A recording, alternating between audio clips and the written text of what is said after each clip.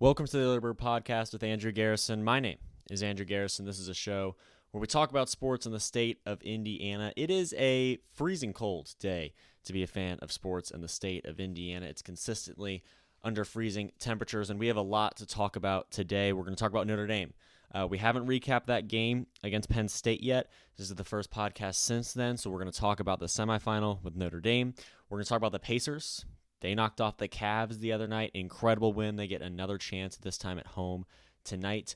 We're going to talk about IU. They got embarrassed by Iowa. They play Illinois tonight. Purdue dropped 100 on Nebraska. And the AFC has been alarmingly stagnant from year to year in terms of playoff performance and who's present at the top at the end of the year. So there is a lot to talk about in the state of Indiana. But we're going to start with Notre Dame because this is, of course, the most notable topic of the weekend as Notre Dame advances to the College Football Playoff National Championship. They did it. They got there. They beat Penn State. They elevated. It's one thing to beat Indiana. It's another very big thing to beat Georgia.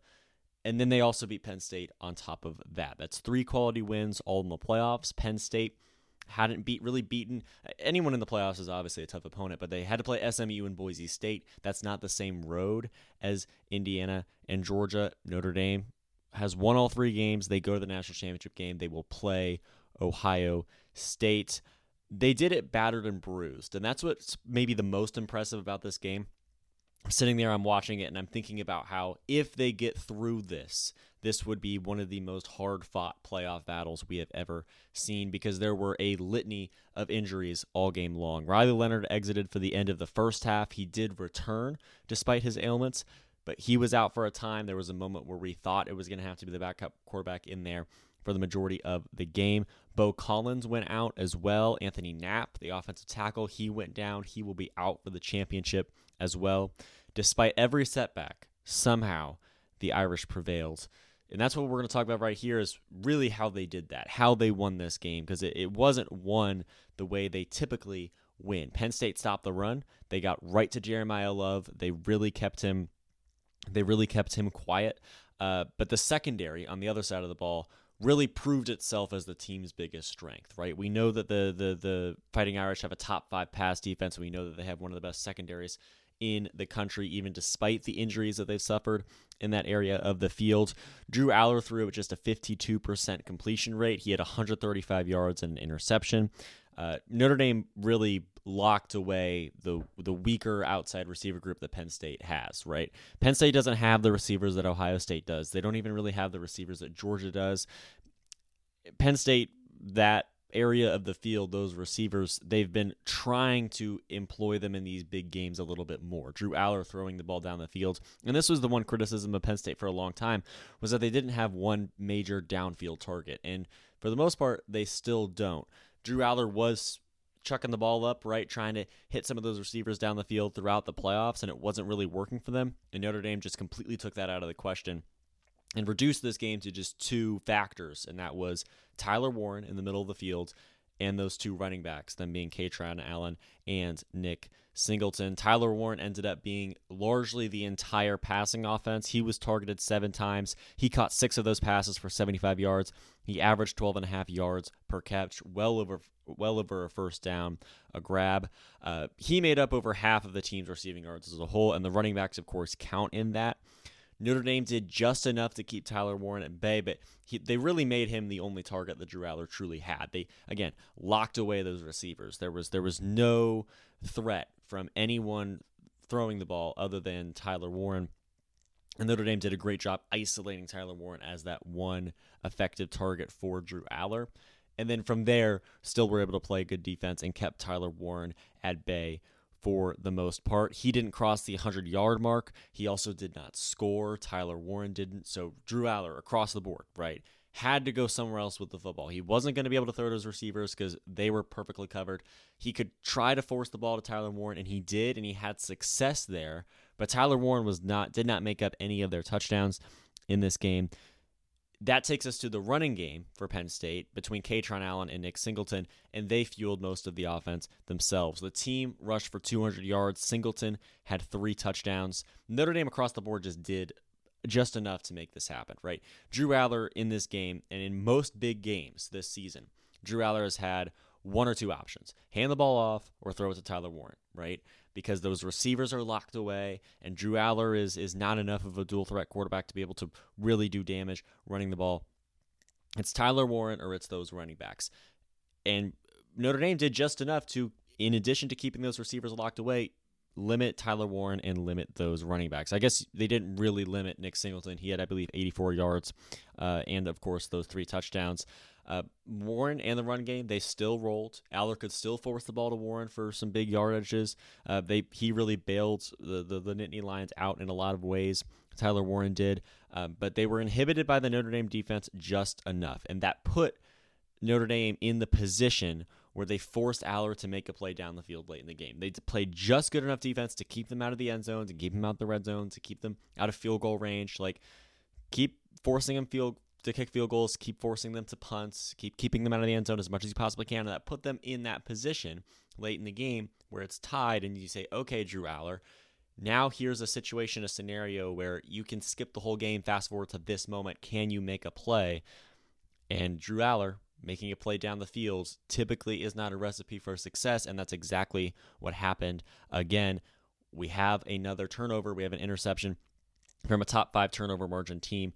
They pick off Aller in the final minutes. They set up the game-winning field goal, and that play meant a lot across the board, right? That interception meant a lot. It arguably won them the game outside of the field goal. But all night, the defense was keeping that Penn State offense just enough inhibited, just enough limited, just enough at bay to keep them out of triple yardage range, really, and put them in an advantageous place, right? Penn State, I think if Tyler Warren has 100 yards and Nick Singleton has 100 yards, Penn State wins that game, because I don't know where those 50 yards would have been. I don't know where, or I suppose it's less than 50, that margin. I don't know where those 50 yards would have been placed throughout the game, but I'm sure it would have led to just another first down or just a touchdown, right, or anything like that. I think if either one of them gets to triple digits in terms of yards, Penn State probably wins this game, because they, in the margins, find the plays that they need to make, find the yards, find the end zone, find the points that they would need to make up for this loss. And Notre Dame just kept them both well under 100 yards. Locked away those receivers. Drew Aller either had to hand it off, and that was working very well, or throw it to Tyler Warren, which was working okay. Notre Dame played great defense. They kept them all at bay. The special teams showed up, right? They've had kicking problems. We were concerned, but they won the game kicking. This is exactly the type of situation that also contributed to doubt on Notre Dame.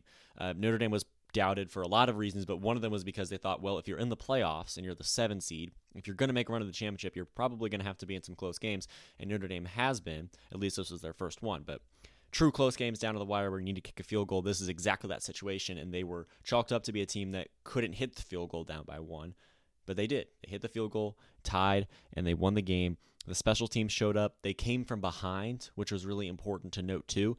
Notre Dame isn't a team that can really come from behind, because Riley Leonard is similar to Drew Aller in the sense that he doesn't really have a lot of success throwing the ball down the field, and Notre Dame hasn't had very much experience coming from behind. The only time they were truly down was against Northern Illinois, and we, of course, saw how that game went. And so, again, the defense, limiting Penn State just enough to put the Notre Dame offense in the position to just do effectively the same thing they did against Georgia. They don't have to score every drive because the defense is doing great things. They don't have to score a touchdown every single drive because the defense is doing great things. They cooked 2 field goals in this game and still managed to win. Made them both, of course. And so Notre Dame, the defense put them in that position, and the offense just maintaining. The offense maintaining and the defense playing a fantastic game put them in that position late in the game to force Drew Aller to be the one to make the big throw down the field, and he just couldn't. And that's exactly, really, to me, how Notre Dame won, is they put themselves in that position for that interception to mean so much. And they did so, in my opinion, primarily with defense. But they were down 10-0 to start this game. They were down 10-3 at halftime, right? Penn State had a fantastic start. I really thought it was over for Notre Dame. I picked Penn State to win. I was wrong. But when I picked Penn State and they went up 10-0, I was feeling pretty good about that prediction, even though I was rooting for Notre Dame. And they came from behind. With injuries, with setbacks, down by 10, Notre Dame came back and they managed to win this game, and they did it in fantastic, spectacular fashion. And now they reload and load up for Ohio State, which is going to be a much more difficult game. Marcus Freeman has elevated Notre Dame to a level they had not previously seen already, right?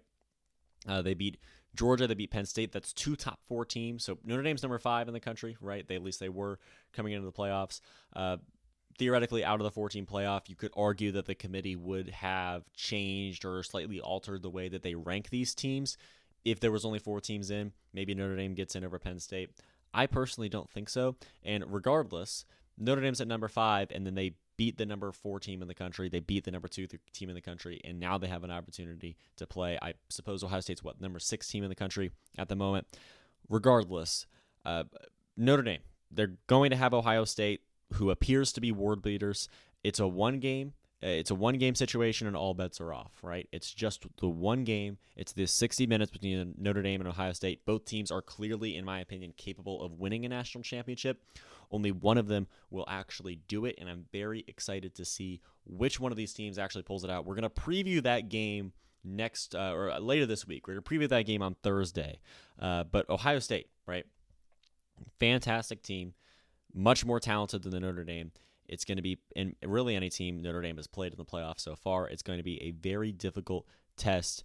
But in this game already, just by qualifying for the national championship game, Notre Dame made millions and millions and millions of dollars. I wish I had the numbers. I think it's 13, 14 million just for making it as far as they did. It's definitely more than that when you sum everything up. But that money's one for the conferences, right? So the teams that make the playoffs rake in a ton of money for their conferences. The teams that win a game, make a ton of money for their conferences. The teams that make the semifinals, even more. Championship, even more. And then if you win it all, you're just racking up dollars, right? Notre Dame takes all of that because Ohio State, if they win the national championship or even if they get there, they're splitting that money across 18 different parties. Notre Dame just keeps it all. So Notre Dame is going to make millions. Marcus Freeman is locked in for a long time. I know he's receiving interest from the Bears, but I think he's staying at Notre Dame. I think Notre Dame is Marcus Freeman's home, and I think he's going to bring Notre Dame to the forefront of college football as he already has and do some great things there. The Fighting Irish are rising. This is a team, this is a program that's capable of a lot, and in my opinion, they're finally showing that they are capable of that much, and that's very exciting to see. Okay, let's talk about the Pacers. Pacers 1, Cavs 0. That's all I have to say. That's going to be, if you're watching the clip of this episode, that's what the title's going to be. Sirs 1, Cavs 0. What a win. So the Pacers on Sunday night, they traveled to Cleveland at, I believe, 6 p.m. Eastern. Tyrese Halliburton got injured early, and the Pacers pulled out a fantastic 108-93 point win. They'll play the Cavaliers again at Gainbridge tonight. That game's on national television. It's on TNT. Very exciting there. But I want to talk about the first one. We're going to talk about, on Thursday, we're going to go over the second game between the Pacers and the Cavaliers. But I want to talk about the first one because I just think this is a monumental victory. The Cavs were on a 12-game winning streak. They were 33-4 overall coming into this game. They had never been held to under 100 points by anyone. The Pacers did it. The Pacers held them to 93. They won this game. They snapped that 12-game winning streak, and the Pacers are now 6-0 in 2025 with a statement exclamation point win. It was a great showing by the defense, which is obviously true when you look at the fact that the Cavaliers scored only 93. Again, this is the first team to keep the Cavs at under 100. Andrew Nembhard had a fantastic game. He's the team's best defender. He also bagged 19 points. He was 7 for 11 from the field. That's on the offensive side of the basketball. But really what stood out to me was the fact that the Cavaliers pride themselves on their front court, right? Jared Allen and Evan Mobley is a fantastic duo. They put 2 bigs on the floor most of the time. Really, the Cavaliers don't have a weakness. You've got 2 duos, right? You've got Jared Allen and Evan Mobley. You've got Darius Garland and Donovan Mitchell. And, of course, there's always a 5th starter out there. But across the board, the Cavaliers have a roster composition that's capable of beating anybody. Clearly, they're 33-4, and they very well could win the World Championship later at the end of the summer. But Jared Allen and Evan Mobley, that's a pair of bigs. It's a pair of big men down there that is capable of truly anything. And they should be unstoppable. But somehow, Turner and Siakam and Mathurin outscored the trio of Allen, Mobley, and Dean Wade 45-30. It wasn't even close. And Thomas Bryant had 20 points off the bench. So the Pacers beat the Cavaliers really on their best area of the floor, and that's what stood out the most to me. Yes, the guard play was great from the Pacers. Yes, they won the backcourt as well.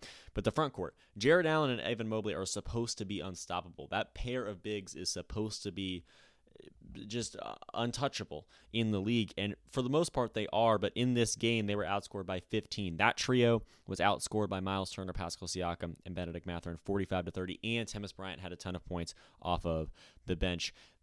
You should take all of that with a grain of salt. But both teams shot horribly. Really, the Cavaliers shot horribly, and that's why I say we should take this with a grain of salt. Because it's one thing to keep a team under 100. It's another thing to do so when they're shooting well, and the Cavaliers just weren't shooting well. They were 26% from the three. Both teams were under 50% from the floor. So this game was going to have to be won in the front court because the guards just weren't shooting well, right? There was no three-point presence for most of the game. That's the variable that could be the one minor tweak that alters the result for next time, because if the Cavaliers just have some of those shots start to fall, you're in a situation where potentially they swing the victory their way. Maybe the Pacers don't shoot well tonight and the Cavaliers win.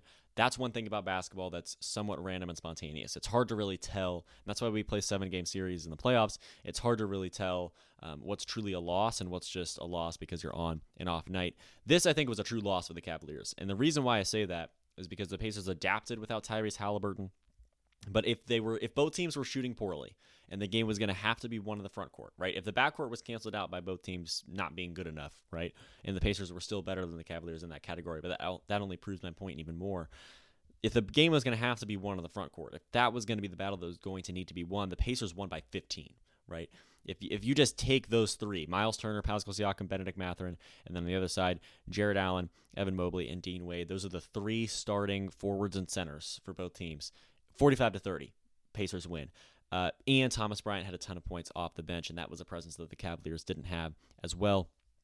So both teams shot horribly, but the Pacers won the front court with conviction, right? And again, Cleveland didn't shoot well. They really just had a bad game. They have another chance tonight. So if the Pacers win again, then especially if they win the same way, then we're really looking at a situation where the Pacers have the opportunity to consider themselves one of the best teams in the East. Now that they've beaten the Celtics twice, they could have they have the opportunity to beat the Cavaliers a second time as well. Only team they haven't beaten twice in the top three so far is the Knicks, and they've only played that team twice. Indiana had 6 in double digits, very consistent performance. They did that without Tyrese Halliburton. Tyrese Halliburton was not one of those 6 because he left the game in the first half. Andrew Nembhard was the true difference. He had 19 points, 2 steals, 2 rebounds, 4 assists, 64% shooting from the field, and he was making tough shots and some clutch shots too, especially on some of those drives. He has such a smooth game. Andrew Nembhard, very elusive. I think he's one of the most underrated players in the league, and I think he played a fantastic game the other night. Halliburton went down early in this game. Still, Obi Toppin, Thomas Bryant, Andrew Nembhard, Benedict Mathurin, Miles Turner, and Pascal Siakam all found themselves in double-digit scoring numbers. Absolutely fantastic performance from the Pacers. And what is exciting is answering the question of whether or not they can replicate it tonight in round 2. They play the Cavs again at Gamebridge. This is a division opponent, so they'll play they'll play this team 4 times throughout the year. They play another, I think it's a back-to-back. If not, they play twice in the same week in March. For now, this is their really only test against the Cavaliers across the board. They won the first one. Can they win the second? It's at Gamebridge at 7 on TNT, national television. The world is watching. Now, Tyrese Halliburton, at last check, is likely, it's Tuesday morning, right? It's 6:37 a.m. Tuesday morning, January 14. I believe it's January 14, yeah. Tyrese Halliburton is likely to miss this game, and probably even more time after that. I'm thinking weeks. I'm afraid for that, but the Pacers played well without him last game, so I imagine that they'll be able to move on perfectly fine without him moving forward. He's likely to miss this game. That will be an issue. But again, the Pacers beat the Cavaliers without Tyrese Halliburton last time, and they're now at home. That would mean that Andrew Nembhard moves to point guard, and Ben Shepherd enters the starting lineup and goes to shooting guard, right? So Andrew Nembhard at point guard, that is going to be very interesting as well. He's great as a leader of the backcourt. Can he be the leader of the backcourt and the player expected to marshal the basketball the best on the team as the point guard? That's what we're looking forward to seeing from Andrew Nembhard. Ben Shepherd, he had a couple clutch threes the other night. He's had some bright moments throughout the season. I really like Ben Shepherd. I want to see him come to really stand up and be outstanding in this game, right? Because we need a fifth starter that's going to be outstanding. We had that last week, or at least last game a couple nights ago. With Tyrese Halliburton out, can Ben Shepherd step up and maybe not replace his role, but certainly get close? That's what we want to see from Ben Shepherd. That's what we want to see from Andrew Nembhard. The keys to victory are pretty simple because we just saw the Pacers achieve a victory. We want to see them maintain their successes from last time again, right? We need to see them win the front court and win the turnover battle.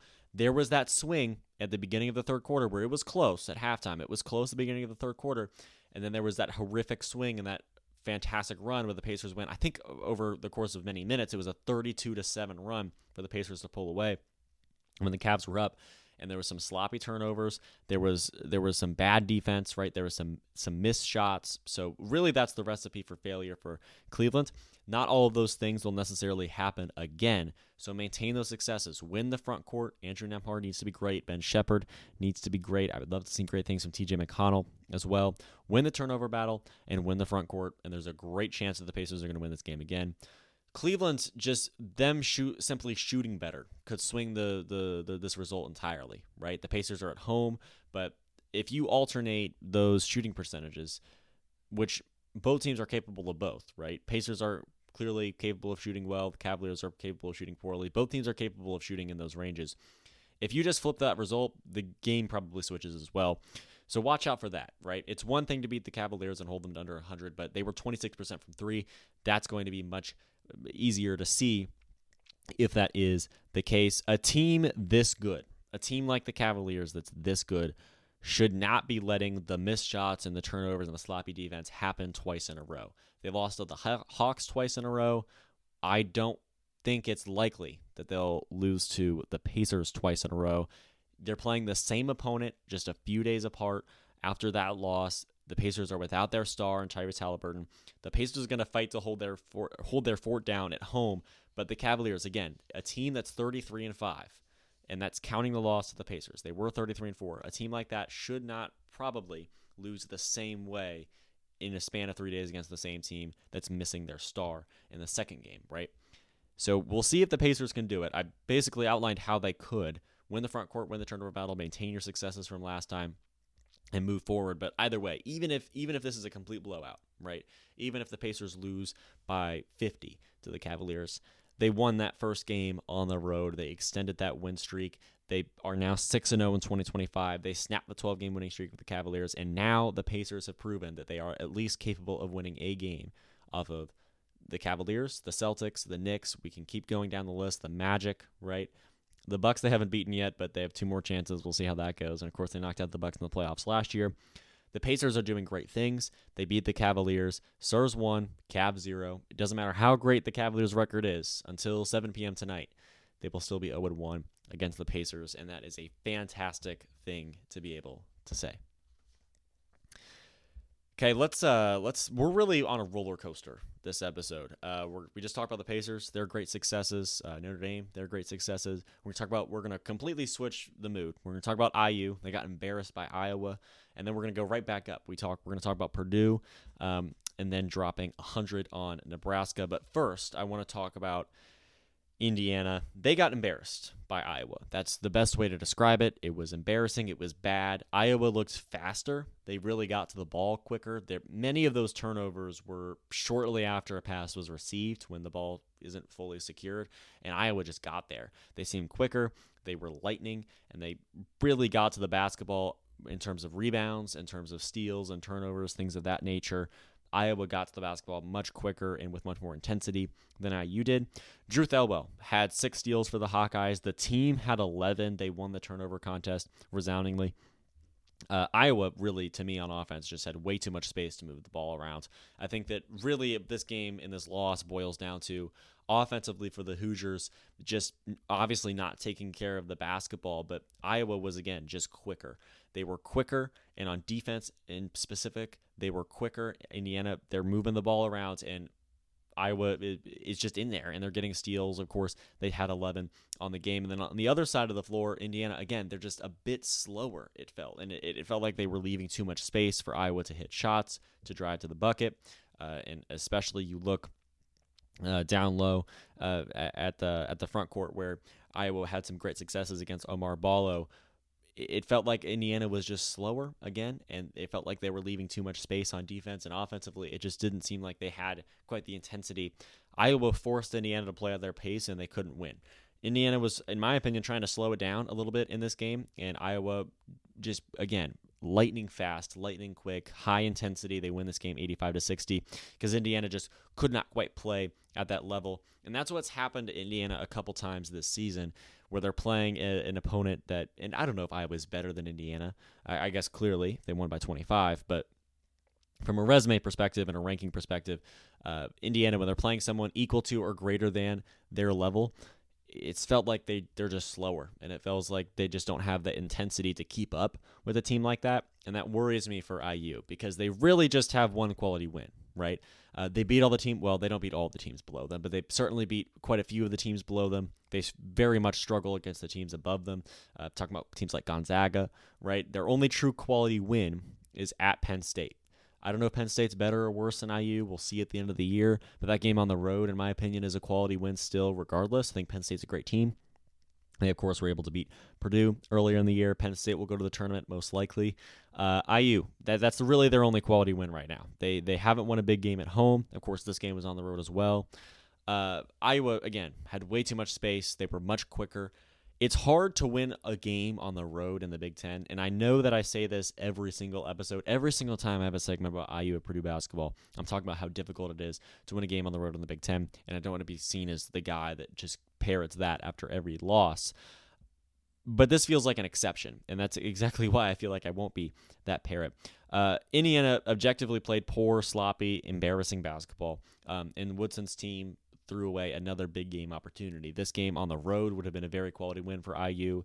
And again, by the time we get to tournament time and Selection Sunday, if IU's on the bubble, I just don't know if they're going to have the quality wins to outweigh the successes of other teams around them on the bubble. I don't want to look that far ahead right now. But again, Indiana played horrifically bad against Iowa on the road, lost by 25, and that's just not something that a tournament quality team and a true team capable of making a run in the tournament should be putting up, right? That's just not the performance that they should be putting on the stage. Iowa created more shot opportunities. Indiana shot horrifically.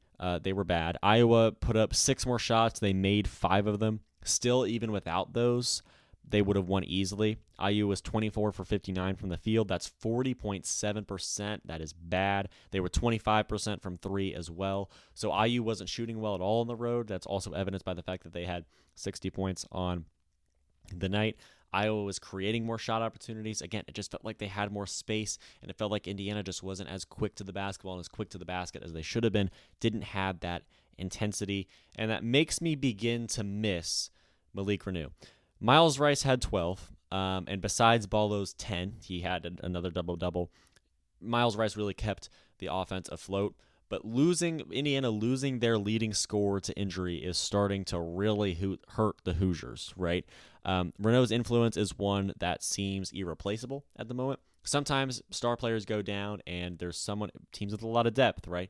Sometimes there's someone underneath them on the depth chart capable of sort of sliding in and slotting in, and that just isn't the case, right? It doesn't feel like Malik Reneau, his production, his influence, his impact is replaceable at all.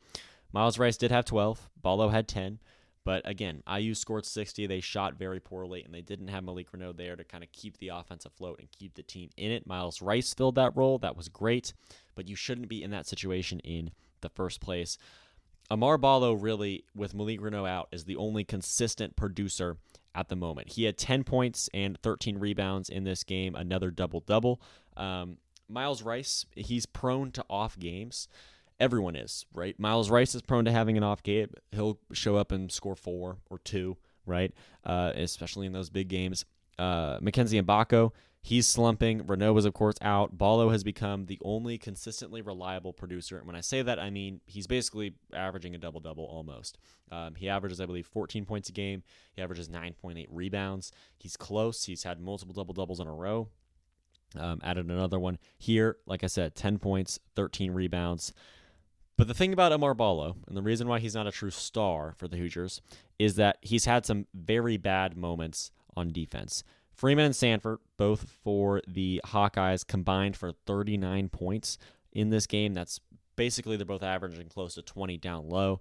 The front court has defensive struggles, and it starts with Ballo. Multiple moments where Iowa is just fueling the ball into the front court, down to the blocks, and Amar Ballo, granted, he doesn't have much help as a big man down there. He's facing two big men that Iowa has. That was the disadvantage. That was the mismatch. Amar Ballo defensively had some bad moments as he was split across both of those guys. And that matchup is what Iowa won, and that led to, of course, coupled with all of the other issues that we saw from Indiana, that really did, it feel like, lead to this victory for the Hawkeyes and maybe the sizable margin between the scoring in it. Indiana's going to play Illinois tonight, right? They, again, still don't have Malik Reneau, most likely. They're going to play Illinois tonight at home.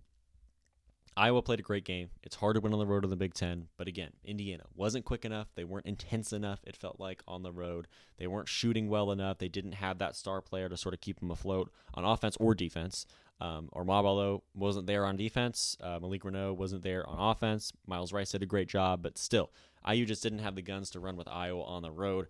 But now they return home, and it's a much more difficult opponent, right? Illinois is number 19 in the country. The AP poll just got updated. They've won their last 3 games on the road. So Indiana now at home, Illinois, of course, on the road. Indiana returns home to have an opportunity to at least play well. In my opinion, they don't have to win this game against Illinois. They don't have to. They do not have to win this game. I just want them to play well at home, right? And there's going to be a great home crowd there. I know people go into that game. It's going to be fantastic. I can't wait to watch it. It's on at the same time as the Pacers game, so my attention will be split. But regardless, huge game for Indiana at home against Illinois. Illinois just lost. They're obviously vulnerable. They lost to USC by 10 at home. They beat Washington and Penn State just before that. So there's 2 real keys to me for this game, and I want to just briefly preview this game between Indiana and Illinois, because there's 2 primary keys for these to victory, I suppose, for the Hoosiers. Illinois really has 2 most notable players. They're 2 most prominent players. They have one in the front court. They have one in the back court.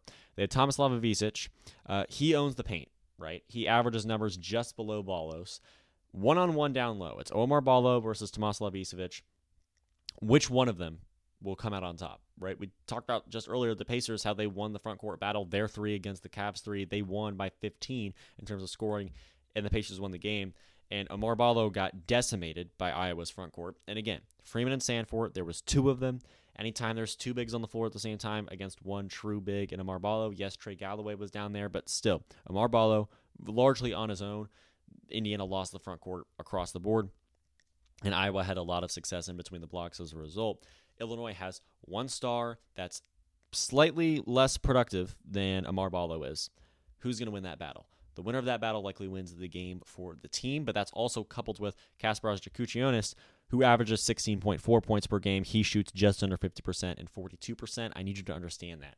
Just under 50% from the field, but just under 42% from 3. That is fantastic for a leading scorer. So he's going to be a problem in the backcourt. So the question to me is defensively, it really goes back to the 2 things that Indiana didn't have against Iowa.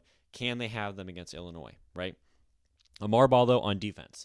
Can he limit Ivisic? Can he win the front court against Ivisic? Can he just simply outscore him? That's going to be a big deal, and Amar Ballo is really going to have to play good defense to make that happen, because consistently big men are having great scoring nights and great scoring performances when Amar Ballo is the man on the other side on defense.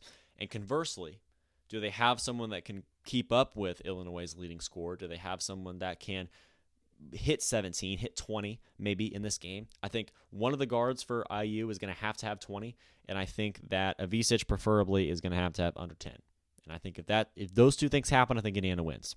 If someone on Indiana other than Amar Ballo, if a guard, right, someone in the backcourt has 20 points, and if Ivisic for the Illini has less than 10, then Indiana will win this game. That's my opinion. That's, I think, the 2 keys. Amar Ballo on defense down low. Somebody, whether it's Miles Rice, whether it's Luke Goody, somebody is going to have to be hitting from 3, from the field, getting to the lane, getting to the basket, right? Someone is going to have to be scoring 20 points in the backcourt, and Amar Ballo is going to have to play great defense. I think that's how IU can beat Illinois. They don't have to win. They just need to play well. And those are two keys to playing well, in my opinion, that could in turn lead to a victory. But after this embarrassing loss to Iowa, Indiana is going to need to turn it around. And I think they could be capable of doing that in Assembly Hall tonight. All right, more college basketball, some slightly more optimistic college basketball. We're going to talk about Purdue. Purdue dropped 100, and I don't think anybody really noticed. Purdue beat Nebraska 104-68 in Mackey Arena. It's complete statistical domination. The point totals, of course, stand out first. Purdue 104, Nebraska 68. Purdue out rebounded Nebraska 33-20. Points off turnovers, Purdue had 22, Nebraska had 11. Their field goal percentage, Purdue's field goal percentage was 64%, and they were hitting 58% of their shots from three. Absolutely incredible shooting night for Purdue, absolutely incredible offensive night for Purdue. And on defense as well, it's one thing to score 104, but it's another thing to do that while also keeping Nebraska to under 70. Nebraska isn't the strongest opponent in the world, but Purdue at Mackey Arena extend their winning streak to 5. And what stands out to me about Purdue from this game is it feels like they found their third key incredible guard. Braden Smith has 14 assists, and he consistently is more than 10. And it now feels like he has two premier perimeter guards to dish it out to, right? CJ Cox had 23 points in this game. He led the team in scoring. He was 9 for 11 from the field, 5 for 7 from 3. He didn't miss a 2-point field goal all night. Lawyer had 19. He was also great from 3. So Fletcher Lawyer, 19 points. CJ Cox, 23. Both of them shot incredibly. It's a sound operation, right? And it's a perfect system that Matt Painter and this coaching staff really has curated with this roster and the offense that they run with it. Braden Smith is one of the best passers Purdue has ever seen, in my opinion. Fletcher Lawyer and CJ Cox as well can score. Miles Colvin, by the way, off the bench had 14 points. And Smith can score himself, right? He took over against Rutgers. He had 16 points and 14 assists. So Braden Smith taking the ball across the timeline, across the floor, up the floor. He's got that opportunity where he can feed the ball down low to Trey Kaufman-Renn, perhaps, or keep it on the outside, find Fletcher Lawyer, find CJ Cox, find Miles Colvin, find guys like that, right? Or himself. And if they miss, you have Trey Kaufman-Renn down there more often than not to win the rebounding battle. So there's really no worst-case scenario for Purdue. They have a roster, in my opinion, that is perfect. They have a starting 5 and a bench presence that I think is perfect. And Purdue, to me, is not done contending for titles as a result. Again, Braden Smith, when he marshals the basketball, he can dish it out to CJ Cox. He can dish it out to Fletcher Lawyer. He can dish it out to Miles Colvin. He can feed the ball down low to Trey Kaufman-Renn. And maybe he does feed it to those guards and they miss, but Trey Kaufman-Renn is there. He's snacking up rebounds and cleaning up the boards. Everything about this team just makes sense. It all works perfectly. It's all fitting together very well. Braden Smith, one of the best passers in the league. He's got 2 great shooters on his side. He's a great shooter himself. He's got Trey Kaufman-Renn down low. It's exactly what you want to see from a basketball team, especially at the college level. And that's why I think, first of all, Purdue's ranked number 17 in the country. They're absolutely not done contending for titles. But Zach Edey leaves, and everybody kind of forgets about Purdue. And I think this is a season where Purdue is going to show the world that they're not done yet. The formula of moving from big to big after a 1 to 2 year gap, I suppose, is clearly still working.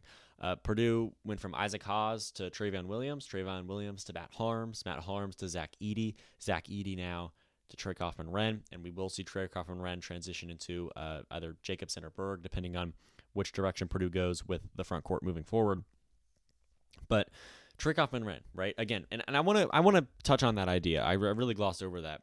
This system that Purdue has had in recruiting where they focus on the front court once every 2 years or so, because as Isaac Haas leaves, he played with Matt Harms a little bit, or Trayvon Williams rather, some. Trayvon Williams got in the game. He shared time with Isaac Haas, maybe 75-25 split.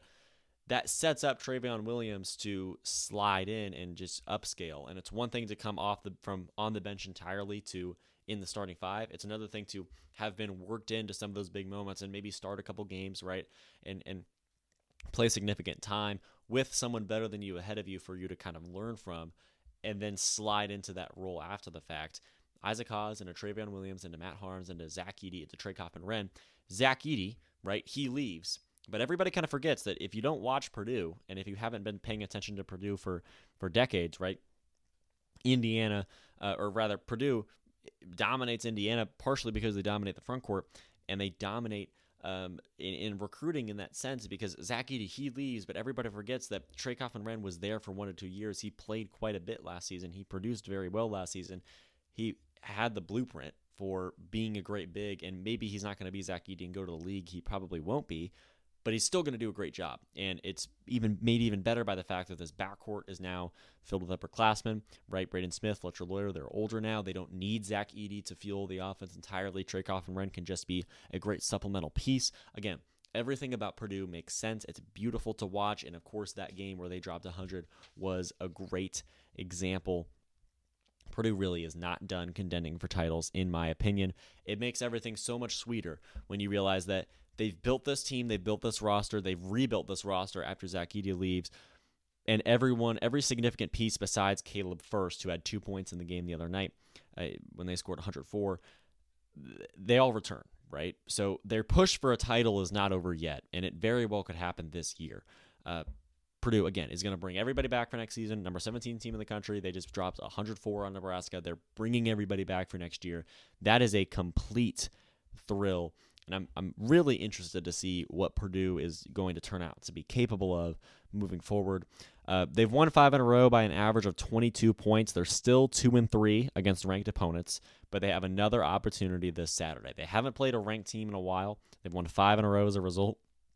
They're going to play number 13 Oregon on the road this Saturday. We will preview that game on Thursday. Massive show on Thursday. We're going to talk about the Pacers and the Cavs. We'll talk about IU versus Illinois, Oregon, Purdue, Notre Dame, Ohio State as well. Massive show. But we're going to talk about Purdue. So we'll preview that game then. But they play Oregon on the road.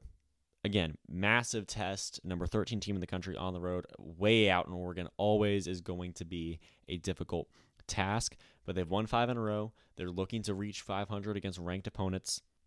And that's a great opportunity for them to prove themselves. But tomorrow night, this is Tuesday, so Wednesday night, I think late. I think it's like 9 p.m. Purdue travels to Washington. That's a 10-7 team on a 3-game losing streak in the middle of a 5-game stretch against ranked conference opponents. Washington's 0-3 so far. Again, they play 5 ranked Big Ten teams in a row. Purdue is the 4th one. Washington, again, 10-7, 3-game losing streak. Maybe they're better than they look, but they've just been wrecked by this stretch of the schedule so far, and Purdue is just going to be another difficult team on the schedule. It's a routine road conference win in theory for the Boilermakers, but it's really a tune-up for a massive test in Eugene. Because, again, going on the road, they're going way out west for the first time. Now that the Big Ten is newly composed, going way out west, they're going to play Washington. And if they win and they play well and they dominate, then they're really going to be tuned up and ready to go back out to the west to play Oregon, to play the number 13 team in the country. It should be a routine road conference win. It should be a tune-up for that massive test. Purdue stands at number 17 in the country. They're expected to only rise from here, especially if they pick up that win over Oregon. They could be a top 4 seed when we get to the NCAA tournament, and they could be a favorite to make the second weekend as a result. Of course, if chalk holds, then all the 4 seeds will, beat their 13 and beat their 5 seed in their sub bracket there and advance to the Sweet 16. Purdue's number 17 in the country. That makes them, in theory, the best 5 seed if you want to look at it from that perspective. Purdue on the 5 line, according to the AP poll, right? And with more than enough opportunity to push up to top 4, top 3, top 2 seeds. I don't think there'll be a 1, but Purdue's capable of a lot. They're capable of beating almost anybody, in my opinion, and I'm very interested to see what they can do moving forward as we look into the game against Washington, a game against Oregon, and beyond. Purdue's got another opportunity against a ranked opponent. They have a 5-game winning streak. They're looking to extend it to 6 and then 7 by the time they play Oregon, and I'm very excited to see if they're capable of doing that this weekend. Okay, that's all I have for Indiana. I want to talk about the NFL playoffs. The NFL playoffs are, now that we're talking about the CFP National Championship, now that we're talking about the college football playoff every week anyway, because Notre Dame's in it, right? That's one of our segments already. We might as well talk about the NFL playoffs when we get to this national segment portion of the show. I'm going to talk about the AFC because the AFC really has been alarmingly stagnant. It's very much the same year after year. And by the way, I want to be clear. I'm not complaining I'm not bringing this up as a negative thing. I just think it's alarming. I think it's notable because this isn't typically how the NFL goes, right? This isn't typically how the NFL looks year after year. But the AFC rather is always the same. It feels. It starts at the top, and so I really want to go top to bottom here, from the top of the pyramid to the foundation of the pyramid. I want to talk about how the AFC is always the same. It really starts at the top. Kansas City consistently is in the Super Bowl. They've won the AFC and made the Super Bowl 4 of the last 5 years. They've been in the AFC Championship game 6 years in a row. They're likely to do it again. They play the Texans. That's a very winnable game for the Chiefs. So they'll probably be present in Championship weekend again, and they'll probably, if history holds, win again at home and make the Super Bowl, and for all we know, win it again. The division winners, so it's Kansas City. First reason why it feels like everything's the same every year is because Kansas City wins every year, the same way the Patriots did. The division winners, Kansas City, Baltimore, Buffalo, and Houston, all won their divisions last year, and this year they all won their playoff game. All the home teams won, and they all advanced to the divisional round. So the divisional round this year is exactly the same as the last year. Only difference is the Bills and the Texans are flipped, right?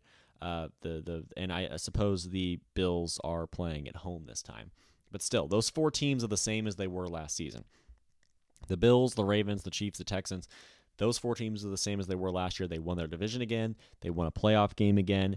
And that really falls on the wild card teams, right? Because the wild card teams failed again. We almost had a breakthrough. I really thought it was the Chargers. I was really excited for the wild card round for a variety of reasons. And really, a lot of those games weren't that interesting outside of the Commanders and Buccaneers game. And I suppose the Rams running up on the Vikings last night was a bit of a thrill to watch as well.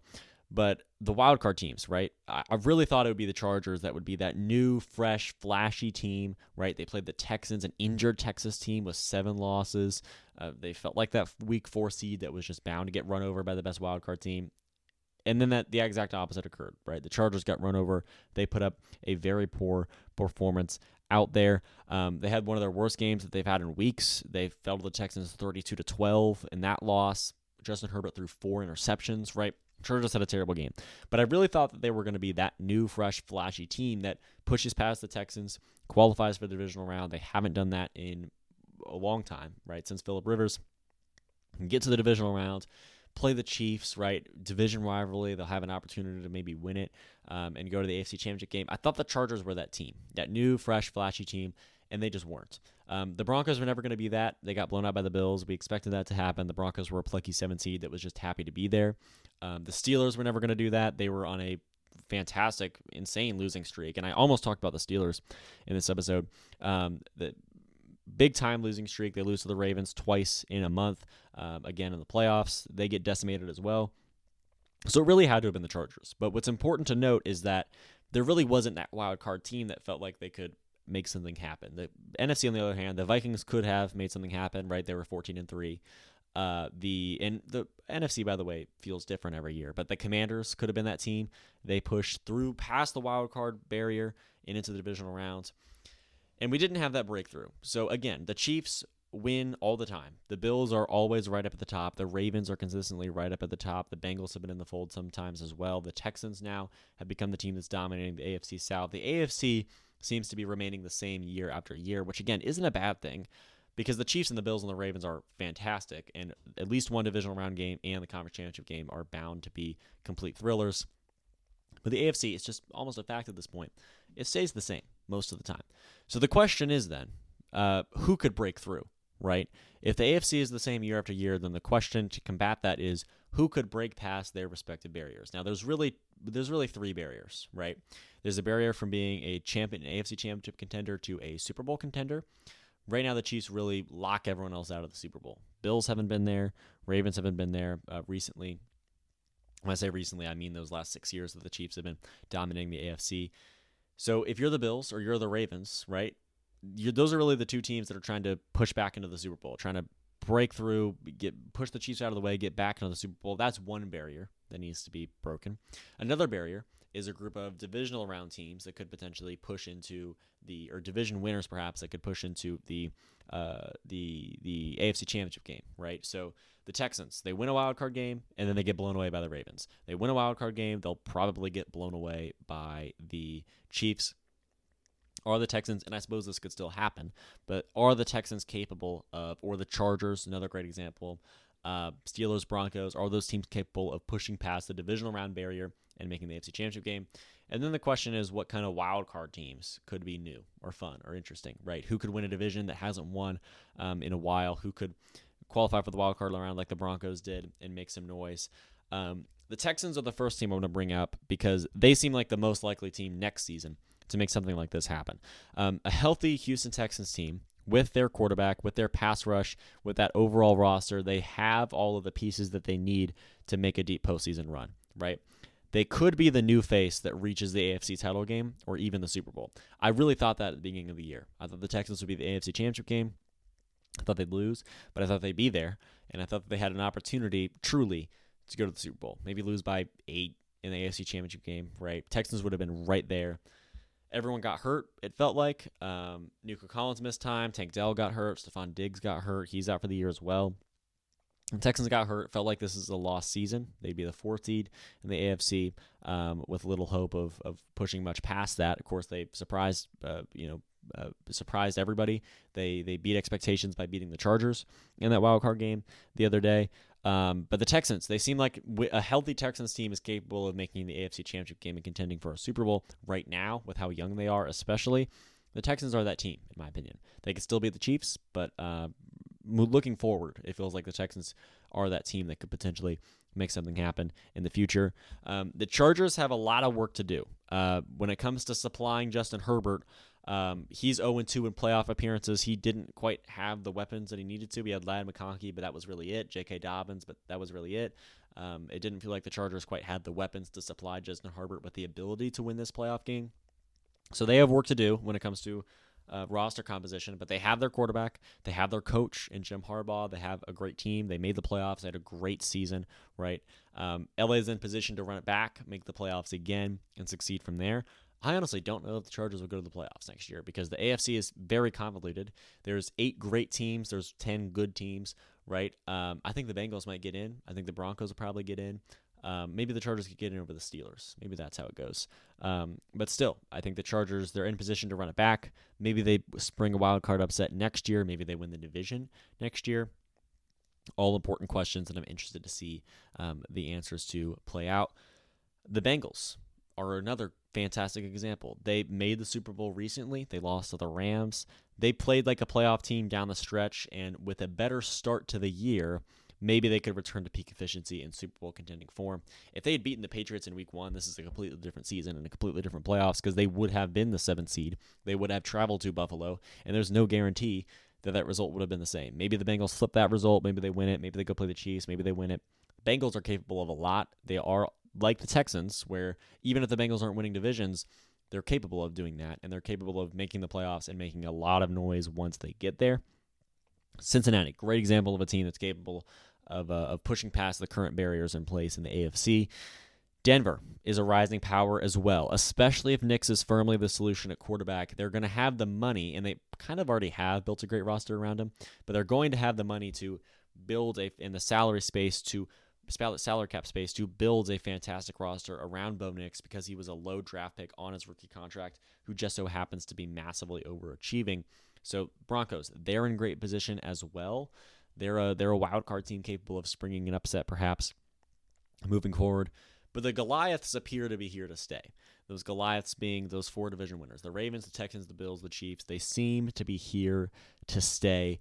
Most of the best quarterbacks in the league are in this conference, and most of them are in that top 4. You got Mahomes, Allen, Lamar. You got Joe Burrow. You got C.J. Stroud. The AFC is top-heavy. Like I said, there's 8 great teams. There's maybe 10 good teams. There's probably less than that. There's probably 6 great teams, 10 good teams, 10 playoff contenders for sure. But potentially there's 5+ Super Bowl contenders when everyone in the AFC is healthy, which is never going to happen. But the Chiefs can contend for Super Bowls. The Bills, the Ravens can do it. The Texans, when they're healthy, I think can do it.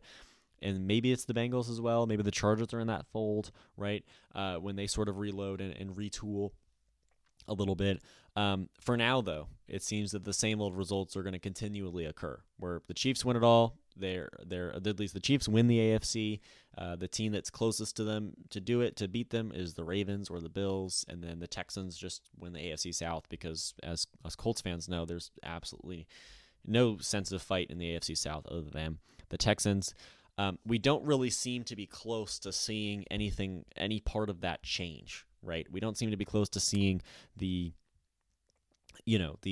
paradigm in the AFC of the Texans and the Ravens and the Bills and the Chiefs winning all the time. We don't seem to be nearing a change in that. Now, again, the Chargers, the Texans, the Bengals, the Broncos, all very capable of pushing past their respective barriers. It just doesn't really seem like that the Chiefs, Bills, Ravens, or Texans are going to fall off anytime soon. And that's what's going to make the AFC insanely good. And it's going to make the AFC very difficult to play through, which is unfortunate for teams like the Colts, but it's great for fans of football because the AFC playoffs for years to come are going to be an absolute thrill as the Bengals elevate, the Chargers elevate, the Broncos elevate, the Texans maybe elevate, maybe the Colts work back into that area of the standings. AFC is great. It's fantastic. It's remaining stagnant, and I'm excited to wait and see really when that starts to change. All right, that's all I have for you guys today. We are 56 minutes through this thing. Thank you so much for listening to the Early Bird Podcast with Andrew Garrison. We'll talk to you again on Thursday. Jam-packed show on Thursday. We're going to talk about Notre Dame. We're going to preview their game against Ohio State in the national championship next Monday. Of course, we'll talk about that game after it happens as well. So we're going to preview Notre Dame and Ohio State. We're going to talk about the Pacers playing the Cavaliers a second time. What happened in that game? What's the status of Tyrese Halliburton? What are we looking for moving forward? They'll play the Pistons and the 76ers next weekend as well. We're going to talk about Purdue. We're going to talk about we're going to preview the Oregon game. We're going to recap the Illinois game that's going on tonight between Indiana and Illinois. And we'll talk about the NFL playoffs again, whether it's predictions or whether it's highlighting the Commanders or highlighting another team. I'm not entirely sure at this time. We're going to talk about the NFL. So, again, jam-packed show. We got the NFL playoffs. Indiana plays a ranked opponent this week. Purdue plays a ranked opponent this week. The Pacers are playing the best team in the league twice this week. They already did once. And Notre Dame's playing in a national championship game on Monday. So, Indiana sports is popping right now. It's a fantastic time to be a fan of sports in the state of Indiana. And I look forward to talking with you about it again. For now, have a great rest of your week. And thank you so much for listening to the show.